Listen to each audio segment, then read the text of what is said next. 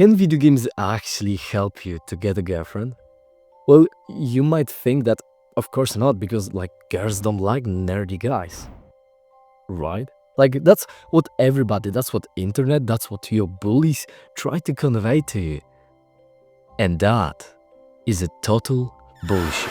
Because today I will show you the exact reason why girls don't care about you and they don't obsess over you, and how to use video games to actually make them obsess over you. But before we will dive deeply into that, you have to understand the difference between the attraction phase and the relationship phase, okay? The weird thing that I spotted a couple of years ago, it was actually when I was a kid, right? I used to have all of those CDs with a demo game version. Let's say a Lego a movie, the video game demo version, right? The demo version is something like that. It was basically a game where you had like only one level and you could only play it for like a certain amount of time, and then basically the game crashed, whatever, it was end. And I remember I was like so poor, I couldn't afford real video games. I couldn't afford to buy new exciting video games. And I was like, okay, let me just replay that. You see, the same thing is when you try to text girls right now. You are constantly replaying one level that you unlocked for free. But the thing is, you would actually enjoy, you'd actually want to play the full game, right? And you are playing that game where you only text her and she doesn't even respond to you, she doesn't even care about you, she doesn't even meet you in real life. You'd want to actually play that part, that real life part, but the thing is, you are playing the demo game. Because what? Because you can't afford playing the real game, right? The root reason and the root problem why you are even doing that is because you are trying to do something that is meant to be the end game, right? So let's say in Minecraft, it's the perfect example, right? You beat the Ender Dragon and then you get the Elytra, and then you can fly through your world, right? So like being that nice guy, being that, supportive man, supportive guy who always cares about that one girl, is actually the part that you should do in the end game. This is the flying in the Elytra. The thing that you should focus on before getting the Elytra is actually beating the Ender Dragon. How to beat the Ender Dragon? It's exactly about solving one problem, one key problem that you have in terms of attraction. And it's a lack of it, lack of attraction. Let me ask you a question. Imagine that you are in the middle of nowhere, right? It's like a dark city. There's only the traffic lights, right? And now you see a white van, a white bus, right? It's not it's not polished, it actually is a little bit dirty. And the guy from that bus, he lowers the windshield, right? And basically he screams to you, oh, let's go. I'm gonna give you the best burger that you've ever ate in your life. Would you like to try that burger? Would you be excited for that opportunity to eat that burger? Probably not. So the thing is, it doesn't, and that guy, quite frankly, he could actually have a great burger, but the fact is, the whole presentation, the whole like outside is so strange, is so like unappealing and unattractive that you are like, yeah, I'm just not gonna waste my time like going there. You see, the same thing is with your attraction and with your physique. And you will probably think, okay, Ivan, what do you even talk about? But the strange thing that I noticed, because of course you don't have to trust me, but this is just something that I noticed, something that would change the dating life of my younger self. The thing that I noticed is that Once I became quite high value, dating became effortless. So before I became high value, it was always the same thing. I had to like met a girl. I had to like text to her. I had to like schedule a date. I had to perform through text, use all of those tactics to like make her interested.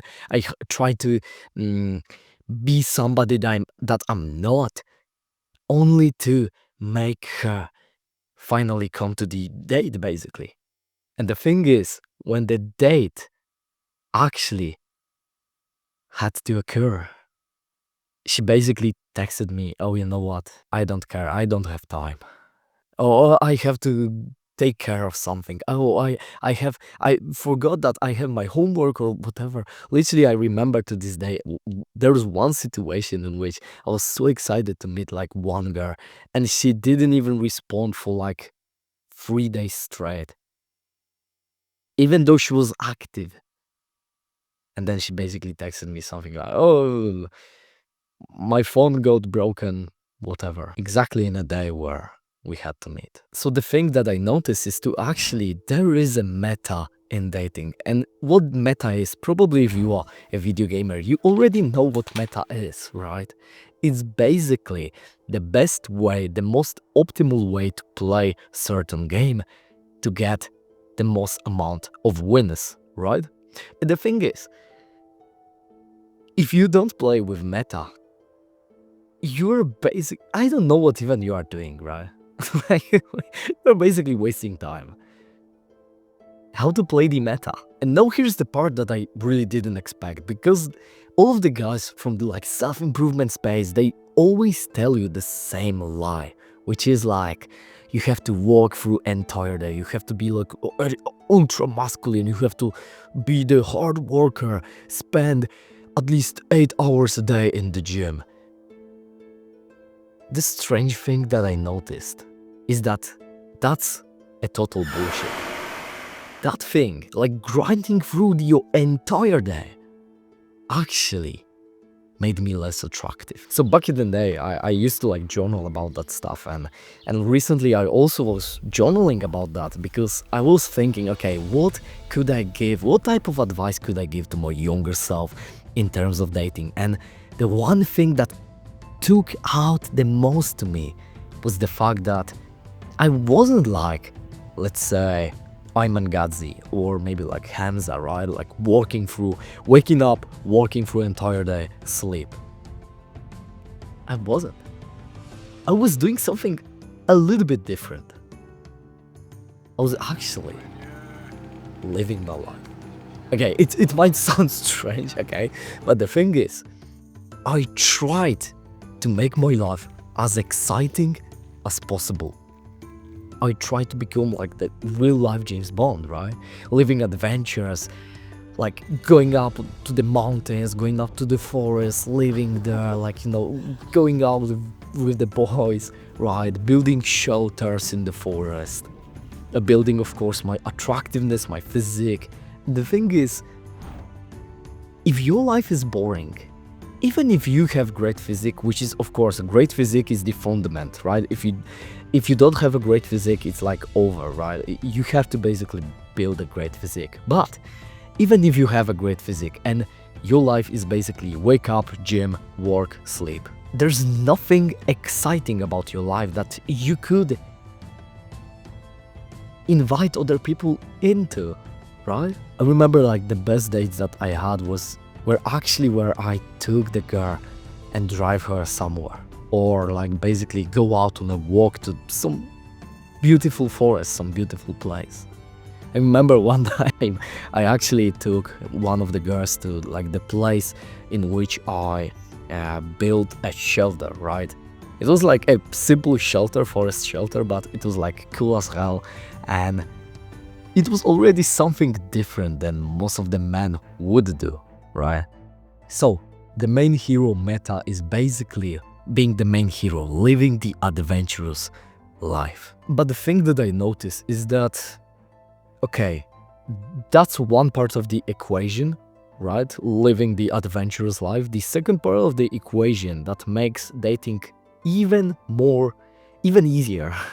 That is the best build for 2026. Really, if you want to stand out, if you want to become aesthetic, if you want to become attractive in 2026, this is the meta, this is the thing, this is the skill, and it's basically building your physique. Okay, before you will click off this video because somebody like, there's another guy who's telling me, okay, well, it's time to build a physique. No. I was scared of the same thoughts that you have in your head right now. I was scared that I might lose part of myself if I start training in the gym. Because okay, I was brainwashed by the cartoons in which you were either smart or big muscles, right? It was like always those either one or two. It was never a big muscular person who's like also ultra successful and ultra intelligent, right? It was always the same thing, which was like you can either be smart or strong. And the thing is, that is a total bullshit, right? Most of the guys in the gym, they are nerds, to be honest. So you will probably already have healthy friends if you'll basically just start going to the gym. But the thing is, it turned out that weightlifting literally made me feel better in my body and made me embrace myself, my true self even more. Because that's the thing. You are probably, if you are playing video games, you are programmed to be the main hero, right?